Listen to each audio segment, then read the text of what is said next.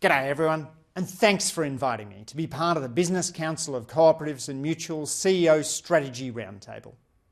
I acknowledge the Gadigal people of Sydney and the Ngunnawal people of Canberra, and recognise the important work that cooperatives and mutuals do to spread opportunity in First Nations communities. My thanks to the remarkable Melina Morrison for the invitation to speak with you today. Let me start with a story. My grandfather, Keith Lee, was born in 1912. When the stock market crashed in 1929, he was just 17 years old.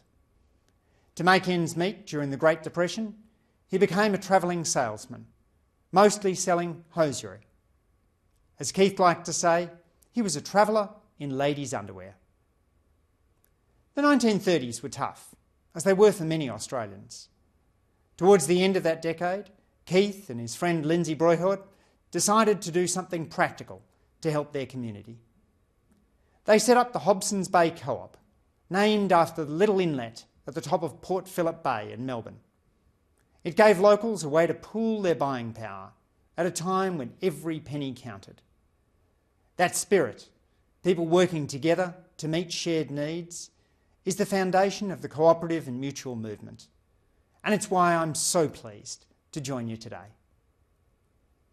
As Assistant Minister for Treasury, I've long argued that a dynamic economy needs more than just more competition.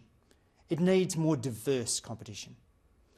Mutuals and cooperatives help make markets work better. They give consumers real choice, bring services to underserved areas, and reinvest in communities. In groceries, we've acted on Craig Emerson's review to make the Food and Grocery Code mandatory, ensuring a fairer go for suppliers and consumers. And we've agreed in principle with the ACCC's recommendation to support community-owned stores in regions where big players don't go.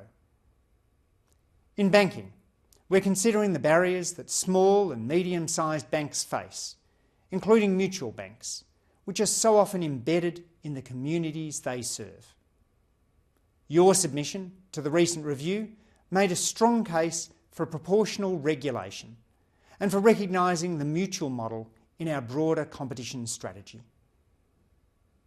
Access to capital is critical for expansion, innovation and investment in communities. The introduction of mutual capital instruments was a major step forward, giving you a tool to raise funds while staying true to your ownership structure. Our government supports the continued uptake of that framework, and we're listening to ideas about how to make it work even better. We're also tackling the big issues that affect competition more broadly.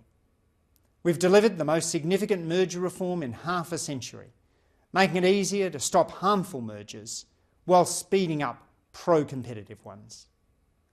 We're reforming planning and zoning laws, investing in national licensing for electrical trades, and cracking down on non-compete clauses that limit worker mobility and slow productivity.